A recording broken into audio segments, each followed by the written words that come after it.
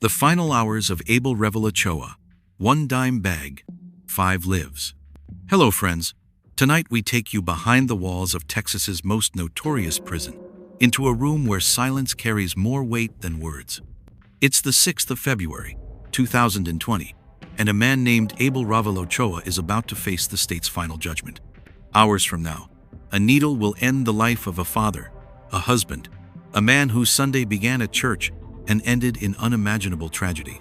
But how did someone once seen as quiet and hardworking descend into a spiral of addiction and choices that tore apart everything he loved?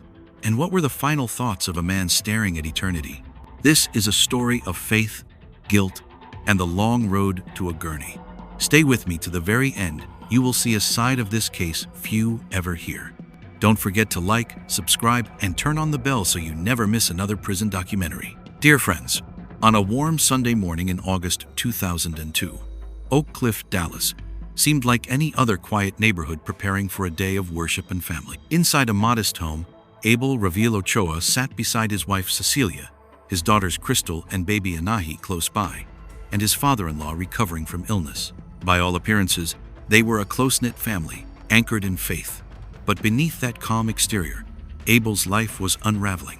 Years of hidden struggles, addiction, and deep personal conflicts were building toward an unthinkable breaking point. For most of his life, Abel had been seen as reliable, a man with steady work, operating heavy machinery, married to a devoted school teacher, and raising 2 daughters.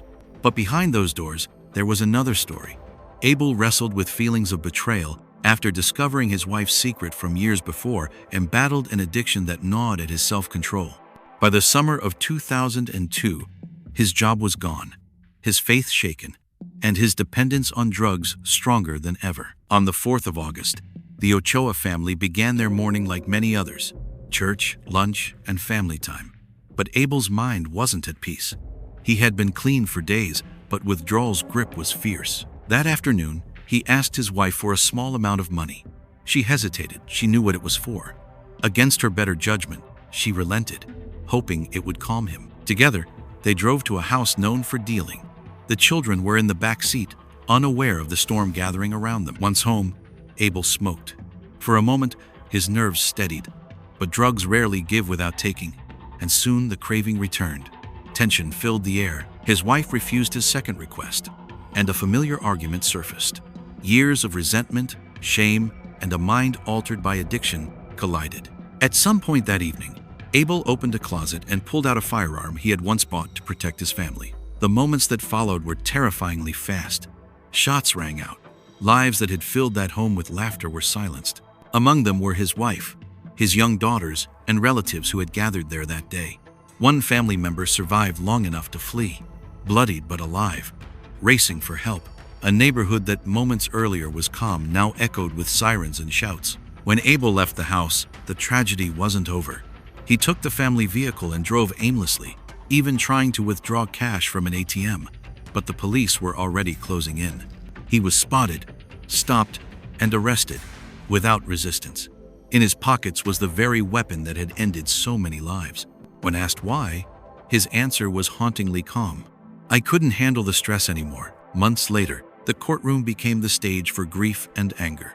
Prosecutors laid out each step of that August afternoon, reading aloud Abel's own confession.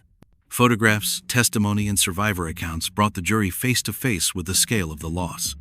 The defense pleaded for understanding, painting a portrait of a man broken by drugs and mental strain, arguing that his brain was no longer his own. But the evidence was overwhelming.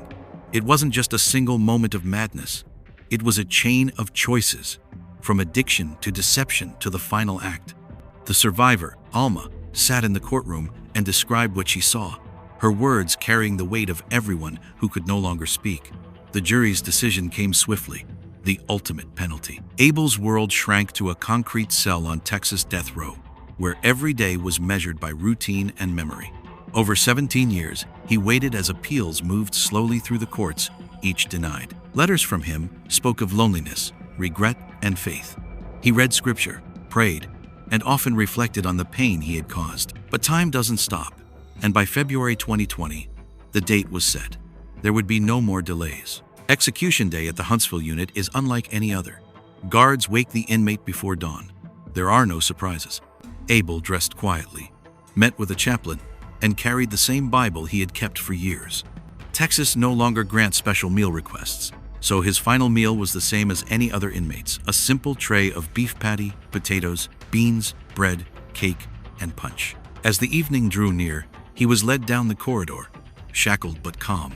Witnesses gathered behind glass: officials, reporters, and members of the family he had once called his own. At 6 o'clock in the evening, he was strapped to the gurney, bright lights above him, a quiet hum in the room. When asked for last words, he turned toward the glass. His voice was soft but clear. He thanked God, spoke to his late father, and apologized to his wife's family. "I love you all," he said, "and thank you for forgiving me." At 6:25 in the evening, the injection began. By 6:48 in the evening, Abel Revill Ochoa was gone. Outside the prison walls, the evening sky turned gray. Reporters typed their stories. Some family members felt a small measure of peace. Others carried only sorrow. For them, the questions would linger forever. How could a father do this? Could something have stopped it? For viewers, this case is more than headlines. It's a painful reminder of how quickly love can turn to loss, how addiction can hollow out even the strongest bonds, and how justice can close one chapter but never restore what was taken. In the end, dear friends, the story of Abel Revill Ochoa is as haunting as it is tragic. A man who once sat in church pews with his family, who worked hard and laughed with his daughters, became the author of unthinkable loss. Addiction, secrets, and unresolved anger collided, leaving a trail that no court ruling could ever mend. For 17 years, Abel sat behind steel doors, reflecting on choices that could not be undone. And on that February night in 2020, his journey came full circle under the harsh lights of the chamber. But the echoes of this story go beyond Huntsville's walls.